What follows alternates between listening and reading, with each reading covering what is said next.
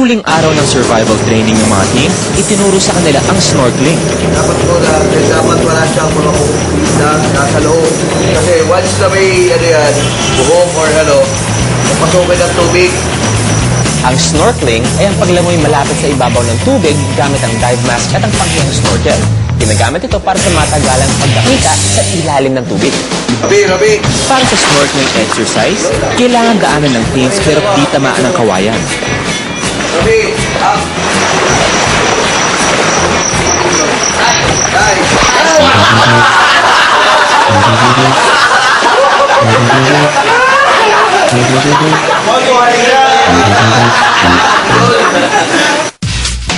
Sunod namang tinuro sa housemates ang pagligtas sa biktimang nasa tubig.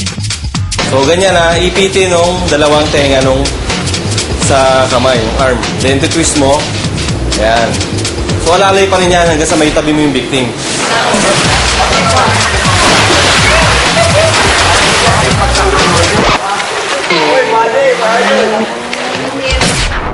Tinuruan din ang mga teens sa paggawa ng floater na parang salbabida gamit ang kanilang pantalon. Okay, square knot.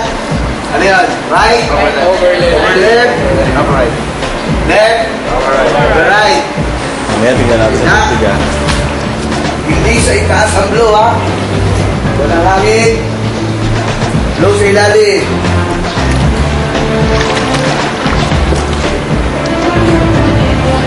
Fully bloom, ha. Yung bladder niya. Okay. Pasok yung Hangin na siya. Pasok yung ulo. basahin, basahin. Habang lumalangoy, basahin. Kapag hindi nyo pinasayan, Isingaw ang singaw yung hangin. Wala na kayo by rotation. dalawang palakpak doon. Volunteer! Volunteer!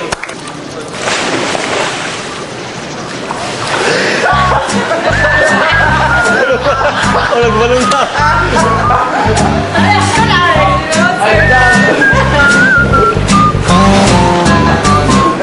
Yan, dapat correct yung pagkakatali pa lang dyan. Okay, kasi yan ito balik yun sa instinct.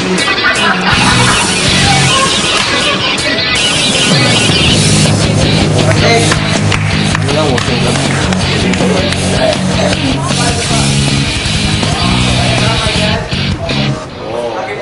Bilang paghahanda rin sa Big Island Adventure, binigyan ng teens ng tips sa mga dapat dalhin. Paano pag umulan pala? Magti-trek kayo, di basa lahat ng gamit, di ba? So, mas maganda, dalawang plastic bag.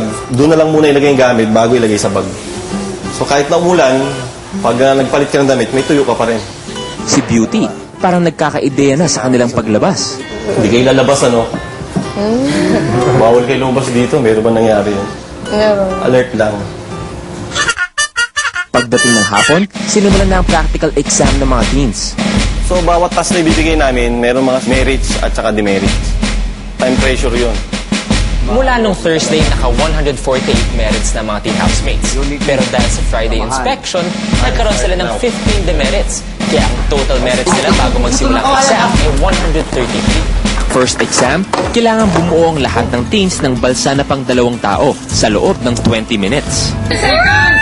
9, 8, 7, 6, 5, 4, 3, 2, 1. Doble lang naman yan. Sir, sir. 4.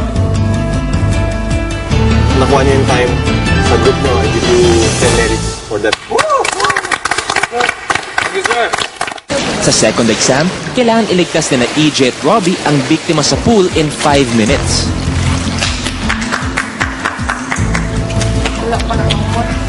Go kayo, tapos na. Sir, sir. Assuming tayo ng tawag yung victim. Recover, di ba?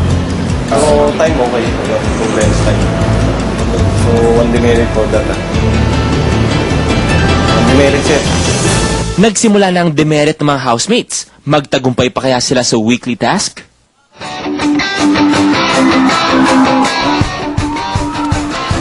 Abangan ang continuation ng final exam ng mga teens in a bit. Good evening mga katropa at good evening mga kapamilya. Ito ang Pinoy Big Brother Teen Edition Plus Live Eviction Night. On special Dream Big assignment si Tony kaya makakasama ko sa gabing ito ang dating boarder ni Kuya, si Bianca. Good evening, Luis, at magandang gabi din mga kapamilya. Makulimlim man ang panahon ngayon, ako hindi naman mapipigilan ang bagyo ng sunod-sunod na malalaking kaganapan sa gabing ito. Handa na ba kayo na salubungin si Beauty, Nicole o Priscilla? Nako, kung hindi pa ay itodo nyo na ang inyong pagboto. Kung sino man ang pinakakarapat dapat na manatili sa bahay ni Kuya, you only have 40 minutes left to vote. That's right. At kung may chance bang maligtas ng teen, sigurado naman ang pagsalubong natin sa latest garden evictee ang ina ni Beauty na si Mommy Karina. Yes, kasalukuyan din nagaganap ang final screening para sa Pinoy Dream Academy at mamaya ay makikilala ninyo ang latest batch ng mga nangangarap maging scholar. At sino naman kaya ang mananalo sa sikat sa haircut contest? Abangan lang kung sinong magiging laman ng billboard sa harap ng bahay ni Kuya. At isa pang tanong gustong malaman ng taong bayan, ako ano nga ba itong Big Island Adventure na ito? Pero kung saan yan at paano yan magaganap, syempre malalaman niyo yan sa takdang panahon. Pero ito ang sigurado na ang bilang ng teens na dadalhin sa paradise destination na ito ay 4. At ang mamimili ay si Kuya at ang ilang miyembro ng Philippine Air Forces na nag-train sa ating mga teen housemates. Pero ang tanong, sino nga ba sa ating mga teens ang pinakahanda para sumabak sa totoong survival adventure? Narito ang final part ng kanilang exam. Panoorin ninyo. Sa third exam, kailangan gumawa ni Matt, Nicole at Rona in 3 minutes ng improvised floater habang nasa tubig.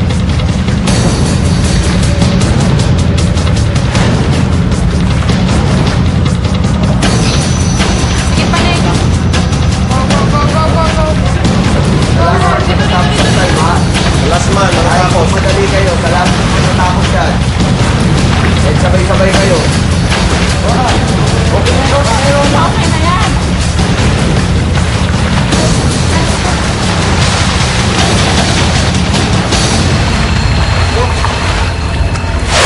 Okay, yung time, okay. Nakuha niyo yung time. So, sa group ng tatlo. Library. Para sa fourth exam, kailangan gumawa nila Alex, Maikan, Priscilla at Valerie ng improvised stretcher. Isasakay dito ang biktima at iikot sa pool. All this in 3 minutes. Malimutan na. Pag-iiha. So, bakit ba hearing sa victim? Paano? Wait. Right to left.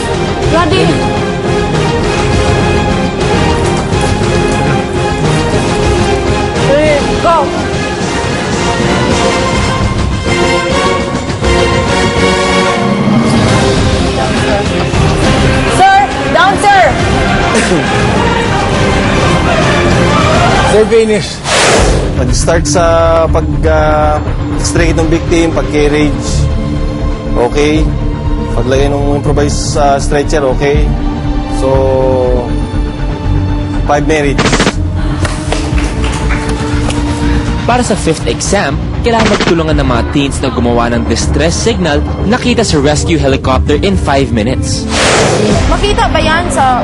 Makita ba yan sa stand? Tapos lagyan na rin natin ang apoy. Magyan na rin ang apoy. Bilis. Kaya. May flashlight, may lubid, may asin, may spisol, may... Ewan.